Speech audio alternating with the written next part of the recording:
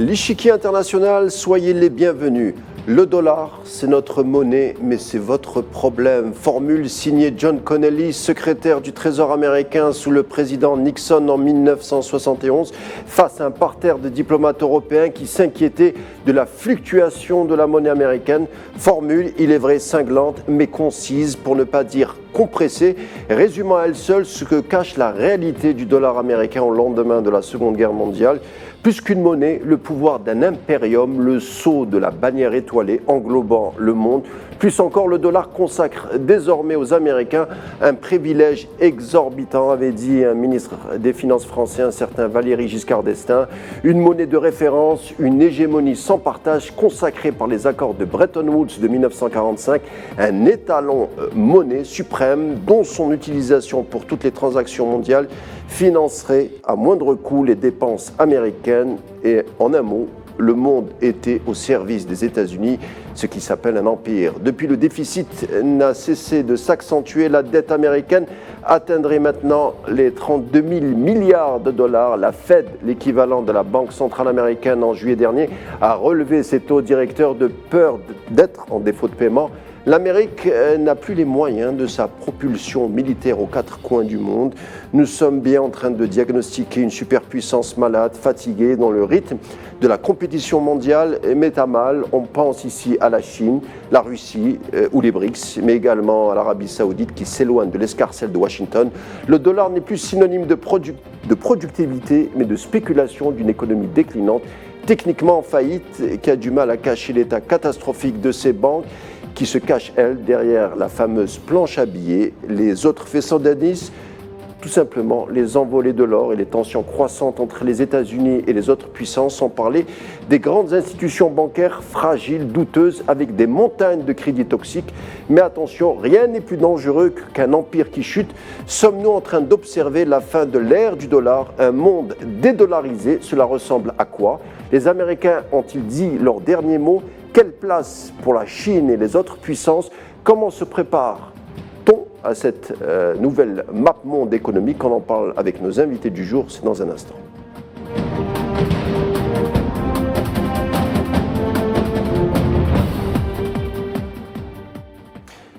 Alors, allons-nous vers une dédollarisation du monde? Comment le phénomène va-t-il se traduire et avec quelles conséquences? Pour en parler, j'ai le plaisir d'accueillir la journaliste économique à partir de Genève, Mirat Zaki, auteur...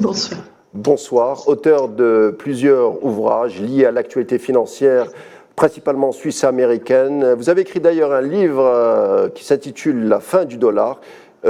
Ça c'est Jacques Sapir, « La fin du dollar, c'est ici », ou comment... Oui. Le dollar est devenu, le billet vert est devenu la plus grande bulle spéculative de l'histoire, sortie en 2011.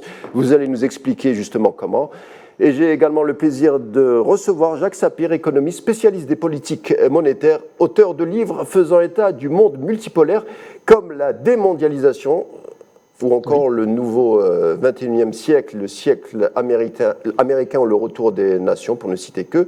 Alors, première question, Mirat Zaki, le terme dédollarisation fait de plus en plus d'émules dans les médias et dans certains cercles économistes, iconoclastes. On parle de dédollarisation depuis les années 2010. Pourtant, le dollar concerne une majorité de transactions aujourd'hui en devises, environ 90%. 60% des réserves de devises des banques centrales sont en dollars. La deuxième monnaie est l'euro et les yuan qui sont loin derrière. On achète encore son pétrole en dollars, même si ce monopole tend à se raccourcir. Alors que recouvre réellement ce terme de dédollarisation ? Alors, il recouvre une réalité commerciale très, très actuelle et pas du tout imaginée ou fantasmée. En fait, aujourd'hui, les plus grandes puissances commerciales comme la Chine, l'Inde, l'Arabie Saoudite, le Brésil et d'autres veulent commercer entre eux sans passer forcément par le dollar. Par exemple, la Chine veut pouvoir acheter du pétrole saoudien en yuan. Et l'Inde aussi veut commercer avec l'Arabie Saoudite en roupies, etc. Le Brésil et l'Afrique du Sud avec le réal et le rand veulent pouvoir l'utiliser aussi plus librement. Et donc, on se dirige vers un système qui va rechercher de plus en plus à se passer de l'obligation de passer par le dollar pour aller vers une autre monnaie, pour que ces banques centrales n'aient pas besoin, autant qu'avant, d'avoir des dollars en réserve de façon aussi massive. Vous avez dit que le dollar représentait 70% des réserves des banques centrales. Non, ça c'était il y a 20 ans. Aujourd'hui, il représente 59% des réserves. 60%. 60, voilà, 59. Sa part, elle baisse. C'est vrai que ce n'est pas un phénomène qui se passe de manière fulgurante et spectaculaire, mais petit à petit, il est clair que les banques centrales repensent leur stratégie de réserve, surtout aussi depuis la guerre en Ukraine qui a montré que la Russie pouvait avoir ses réserves en dollars et en euros gelées par les puissances américaines et européennes. Ça fait que l'Arabie saoudite ou n'importe quel pays peut se dire, tiens, et si moi aussi, l'Occident, en cas de guerre, me gelait mes réserves qui sont gardées, conservées dans les monnaies de ces pays atlantistes. Et donc, il y a des craintes comme ça. Mais surtout, il y a des raisons purement économiques de se dire, finalement, l'or est monté, il faut 4 fois plus de dollars pour acheter la même quantité d'or qu'il y a 20 ans. Ça, c'est des faits. Même le franc suisse s'est dévalué face à l'or. Donc, aucune monnaie n'a tenu aussi bien que l'or, qui a pourtant été un petit peu mis de côté ces dernières années. Donc, voilà, on repense les stratégies de réserve et on veut commercer de plus en plus dans les monnaies de ces nouvelles puissances économiques et en direct et sans devoir chaque fois passer par du dollar. Jacques Sapir, un mot sur l'émergence d'un paradigme monétaire mondial. Le roi dollar est-il sur le point de tomber de son trône ? Alors oui, effectivement, et je pense que le principal problème, ça vient de l'utilisation politique du dollar. Rappelez-vous, ça a commencé quand les États-Unis ont révoqué l'accord qui les liait à l'Iran en 2016. Et c'est là que tout a commencé. Le fait que les États-Unis puissent décider d'imposer des sanctions, si vous voulez, à des entreprises, même si ce ne sont pas des entreprises américaines, par exemple des entreprises européennes qui veulent commercer avec l'Iran, uniquement parce que ces entreprises utilisent le dollar dans leurs transactions, ça a été le début, je dirais, d'un espèce de doute permanent quant à la fonction du dollar comme monnaie internationale. Alors évidemment, et Mme Zaki l'a très bien dit, il y a des raisons économiques, mais il y a surtout ce qui s'est passé avec la guerre en Ukraine. Le fait que les réserves de devises de la Banque centrale de Russie, enfin une partie, pas toutes, c'est très clair, mais qu'une partie de ces réserves ait été gelée, ait été séquestrée, alors que techniquement, la Russie n'est pas en guerre contre les États-Unis. Si vous voulez, le séquestre des réserves, c'est quelque chose d'assez courant quand il y a un conflit entre deux pays. Mais là, il n'y a pas de conflit, si vous voulez. Donc, ça a aussi, si vous voulez, mis la puce à l'oreille à toute une série de pays. Et effectivement, il y a désormais un mouvement pour se dégager des transactions en dollars. Ce que l'on voit, même au niveau des réserves, non seulement, alors là aussi, Mme Zaki l'a très bien dit, il y a une légère baisse, on est passé de 72-73% à un petit peu moins de 60% actuellement, mais surtout, ce n'est pas l'euro qui a bénéficié de cela. C'est un ensemble d'autres monnaies, ce qu'on appelle les petites monnaies, alors dans lequel il y a le franc suisse, la livre sterling, le yuan chinois, bien sûr, qui n'est pas complètement convertible. Bon, il y en a d'autres, il y a le dollar canadien, le dollar singapourien, bref. Bon, ces monnaies, désormais, représentent une masse en termes de monnaie de réserve supérieure à l'euro, et ce sont elles qui, en réalité, mènent le combat contre le dollar. Donc c'est ça qui permet de dire effectivement qu'aujourd'hui, le règne du dollar, ou en tout cas le règne sans partage du dollar, est très probablement en train de prendre fin. Il y a un dernier point sur lequel on a vu monter le yuan de manière extrêmement rapide. C'est comme monnaie de transaction financière. Certes, le dollar reste la principale monnaie qui est utilisée pour les transactions financières, mais actuellement, c'est le yuan qui est le numéro 2 et non pas l'euro comme on pourrait le croire. Et la raison est très simple, c'est qu'il y a de plus en plus de pays qui veulent avoir des relations financières avec la Chine ou avec des institutions qui sont plus ou moins dans l'orbite chinoise et non pas avec des institutions américaines. Jacques Sapir, vous nous donnez vos observations et on les entend, c'est-à-dire c'est scientifique, mais psychologiquement et symboliquement, les gens associent le dollar à la sécurité, c'est-à-dire qu'il y a un imaginaire du dollar, il n'y a pas que l'aspect économique, il y a tout ça aussi dont il est question. Oui, tout à fait, tout à fait. Et si vous voulez, j'avais un collègue russe qui disait, il y a de cela une vingtaine d'années, la force réelle du dollar, ce n'est pas la force de l'économie américaine, ce n'est pas la puissance des relations financières américaines. La force du dollar, c'est la puissance militaire des États-Unis. Et le fait que, pendant très longtemps, si vous voulez, depuis la fin de la Seconde Guerre mondiale, évidemment, les États-Unis sont apparus comme la puissance dominante et la puissance qui est en mesure, d'une certaine manière, de dicter sa loi, d'imposer ce qu'elle veut aux autres pays. Son impérium. Tout à fait. Mais ça, comme on dit, en France, c'était avant. Et on voit bien aujourd'hui que même sur cette question militaire, même sur cette question d'impérium, eh bien, les États-Unis sont de plus en plus contestés, et ils ne sont pas simplement contestés à l'extérieur, bien sûr qu'ils sont contestés à l'extérieur, mais ils sont aussi contestés à l'intérieur parce qu'il y a de plus en plus de gens qui, aux États-Unis même, commencent à dire « ça nous coûte trop cher ». Et si vous voulez, il faut là revenir à un vieux problème, quelque chose qui avait été décrit en 1960 par l'économiste belge Robert Triffin, qui expliquait un petit peu ce qui était le dilemme de la monnaie dominante. Oui, le dollar est une monnaie dominante, mais pour être une monnaie dominante, autrement dit, pour être disponible pour l'ensemble des autres pays, il faut que les États-Unis soient en déficit.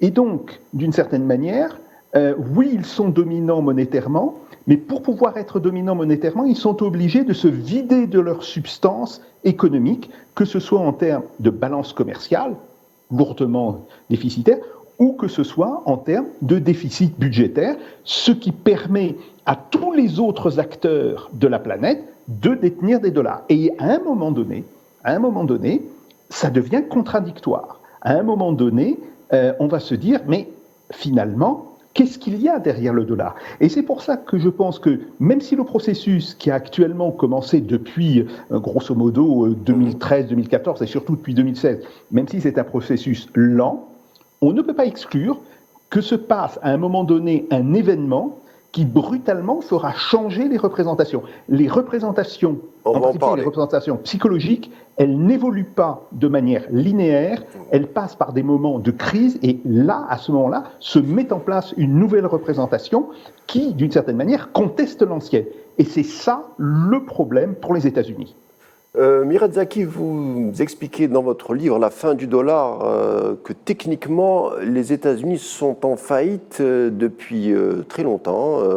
Mais comment expliquer que l'Amérique, en faisant faillite, a pu et peut encore être malgré tout la première puissance? Alors là, on revient à l'argument de Jacques Sapir qui est très vrai, c'est la puissance militaire. Quand on a ce privilège exorbitant de pouvoir imprimer des dollars et trouver toujours preneur pour sa dette, pour les bons du Trésor américain partout dans le monde, parce que on a ce pacte avec plusieurs pays, dont la Chine, dont la Chine, mais surtout l'Arabie Saoudite et d'autres, qui doivent vendre leurs matières premières exclusivement en dollars. C'est un pacte qui est convenu depuis les années 70, par lequel finalement les pays ne peuvent pas vraiment s'émanciper et vendre leur pétrole et leurs métaux et leurs ressources naturelles et leurs matières premières dans les monnaies qu'elles veulent. C'est le dollar qui doit être la monnaie des échanges de matières premières qui oblige ces banques centrales à garder des dollars. Mais le jour où ce pacte n'est plus réel parce que la menace militaire perçue n'est plus aussi importante, eh bien, la demande pour les dollars va tout d'un coup chuter et la faillite dont on parle va être actée. C'est-à-dire que tout d'un coup, les États-Unis ne pourront pas émettre suffisamment de bons du Trésor qui seront achetés par d'autres pays. Parce qu'aujourd'hui, il y a 30 000 milliards ou 31 000 milliards de dettes américaines. 25 000 milliards là-dessus ont été créés uniquement pendant les 15 dernières années, dont 8 000 milliards ont été créés par le Trésor et achetés par la Banque centrale américaine elle-même.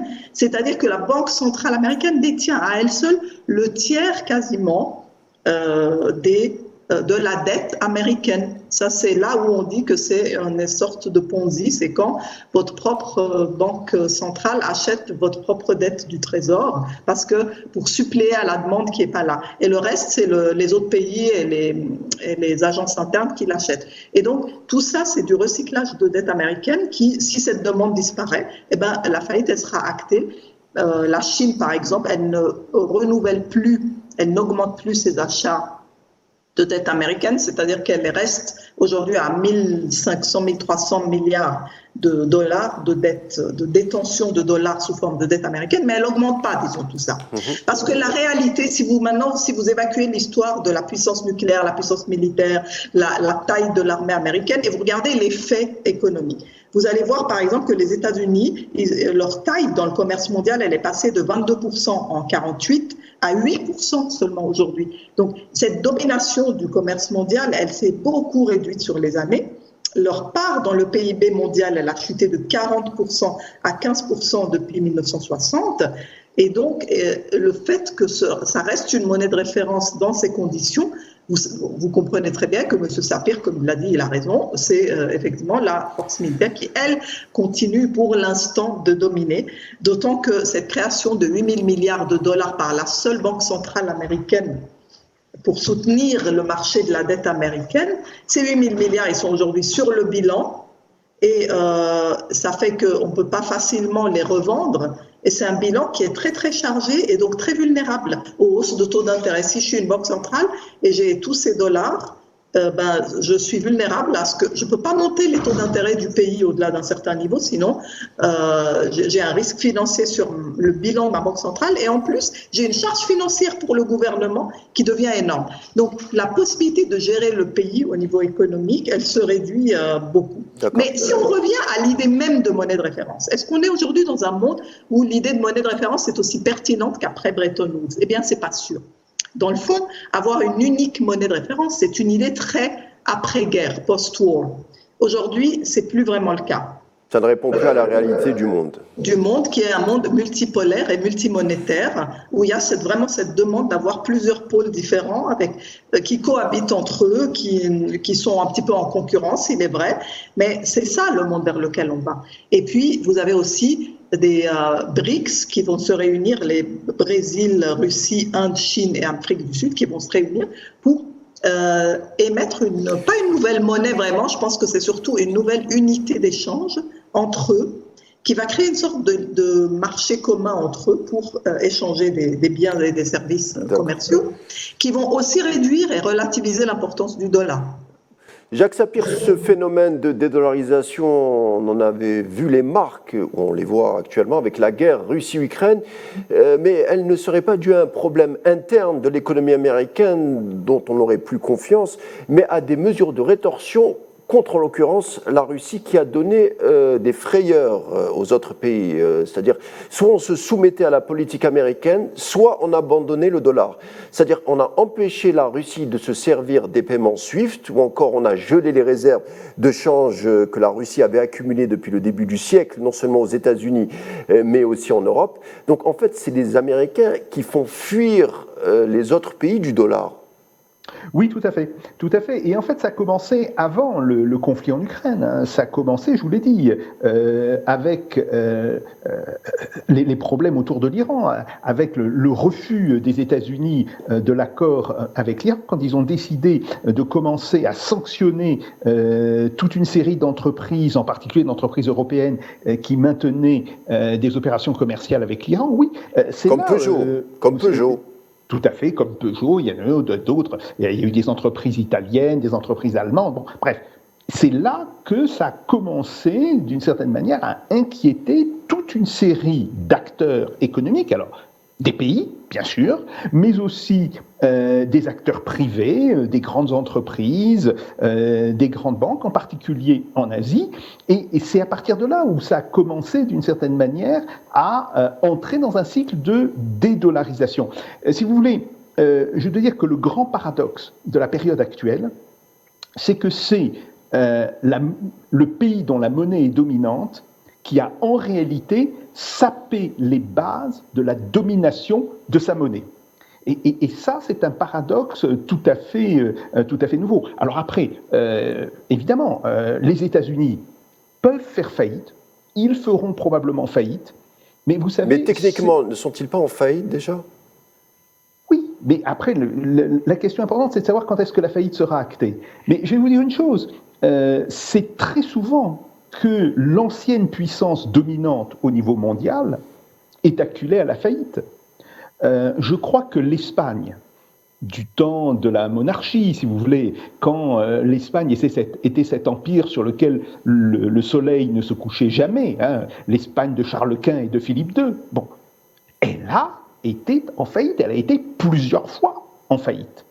Donc, si vous voulez, on est en train, effectivement, de rentrer dans une période où il ne pourra plus y avoir une monnaie dominante comme ça a été le cas après Bretton Woods. D'ailleurs, il faut rappeler qu'à Bretton Woods, normalement, il y avait deux monnaies dominantes. Il y avait la livre sterling et le dollar, sauf que l'Angleterre était incapable de défendre la livre sterling et que le dollar s'est affirmé de manière absolument dominante. Bon, on va sortir de cette situation, mais la question qui reste posée aujourd'hui, c'est de savoir est-ce qu'on en sort avec plusieurs monnaies rentrant en concurrence, par exemple un bloc yuan, un bloc roupie, etc. Ou bien est-ce qu'une unité de compte internationale pourra se mettre en place? Et c'est ça, en fait, tout l'enjeu de la question de la fameuse monnaie des BRICS. Madame Zaki a tout à fait raison, ce n'est pas une monnaie en tant que telle, c'est en fait une unité de compte, mais je crois que ça va un petit peu au-delà. Il y aura aussi la possibilité de s'en servir pour faire des investissements. Bref, est-ce que l'on aura une monnaie internationale? Ce qui, et il faut toujours se souvenir de ça, c'était en réalité le projet de Keynes quand il est venu lors des accords de Bretton Woods. Keynes qui n'aimait pas trop l'or, qui se méfiait beaucoup qui se méfiait beaucoup de l'or, qui se méfiait aussi de la puissance des États-Unis. Et il y a eu un conflit entre la délégation britannique, menée par Keynes, Lord Keynes, comme on disait à l'époque, et la délégation américaine emmenée par Dexter White. Et comme les États-Unis étaient le pays dominant en 1944, eh bien, Keynes a été battu et c'est la position de Dexter White qui a été dominante. Mais en réalité, l'analyse économique que Keynes faisait, d'avoir cette espèce d'unité de compte internationale, ce qu'il appelait le Bancor, restait une très bonne idée. Donc, la question qui se pose aujourd'hui, c'est de savoir, est-ce qu'on va être dans une situation où différentes monnaies seront en concurrence entre elles, ce qui va poser des problèmes extrêmement importants à l'économie mondiale, ou bien est-ce que progressivement on pourra aller vers cette unité de compte internationale, mais qui ne sera surtout pas liée à un seul pays, qui représentera un groupe de pays. Peut-être qu'il y a une autre solution, enfin on va voir. Mirad Zaki, on a constaté durant la crise des subprimes de 2008, une crise qui a laissé des traces béantes avec des montagnes de crédits toxiques dans les banques avec le fameux shadow banking. On se rappelle des mésaventures de l'assureur américain AIG ou des banques d'affaires Lehman Brothers ou Bernstein, même la Deutsche Bank qui a beaucoup été secouée. Mais il semble que c'est tout le système bancaire occidental qui est vérolé. Comment s'en sortir justement? Eh bien, il y aurait un plan de planification économique mondiale qui annulerait toutes les dettes et qui s'intitule le Grand Reset, signé Klaus Schwab du Forum économique de Davos. Alors, est-ce qu'on fantasme le projet en lui-même ou il s'agit d'une solution authentique? Alors, ce qui est vraiment risqué, c'est la dette financière, c'est la dette des produits dérivés, tous ces gens qui ont dette pour investir en bourse, c'est ça qu'on appelle le shadow banking. C'est tous les crédits que les gens prennent pour placer de l'argent sur les marchés. Et donc, c'est de la dette finalement. Mais c'est des impayés. De dette financière. Mais c'est des impayés. Oui, et c'est irremboursable, irrédemptible, parce qu'il n'y a pas de fonds propres pour rembourser ça. Et ça représente aujourd'hui quasiment 100 000 milliards. Ça a dépassé le PIB mondial. Alors, le grand Il y a différentes mesures. Je vous conseille le rapport sur le shadow banking qui sort chaque année et qui chiffre ça. Vous disiez ? Voilà, ça dépasse 100 000 milliards de dollars. Et donc, cette dette-là, c'est ce qui fait la domination du dollar, parce que le dollar est la monnaie de la dette, est la monnaie des obligations souveraines des États-Unis et des obligations d'entreprise. C'est pour ça qu'on a l'impression que le dollar domine énormément. Et parce qu'il domine aussi le marché d'échange les forex, foreign exchange. Mais ça, c'est pas ça la domination. La vraie domination d'une monnaie, c'est qu'elle domine le commerce. Et comme on a dit avant, le dollar ne domine plus le commerce. Mais cette perception du dollar financier, du dollar boursier très, très dominant, elle fausse notre perception. À ça s'ajoute le fait que c'est éminemment idéologique, tout ça. Rapidement, Madame Zaki, sur le grand reset, j'aimerais vous entendre sur le grand reset. Le grand reset ne consiste pas du tout à rembourser la dette des particuliers privés qui sont des investisseurs et des spéculateurs qui veulent faire que le marché s'assainisse et qu'il n'y ait plus de dette financière. C'est pas ça le grand reset.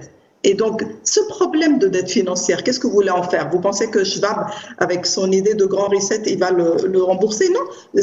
Pour rembourser toutes ces dettes financières de produits dérivés, de marchés à court terme sur lesquels on spécule, il faudrait une faillite monumentale avec beaucoup de gens qui fassent des pertes, mais c'est par le crack du dollar que ça peut venir. Mais ça ne viendra pas comme ça.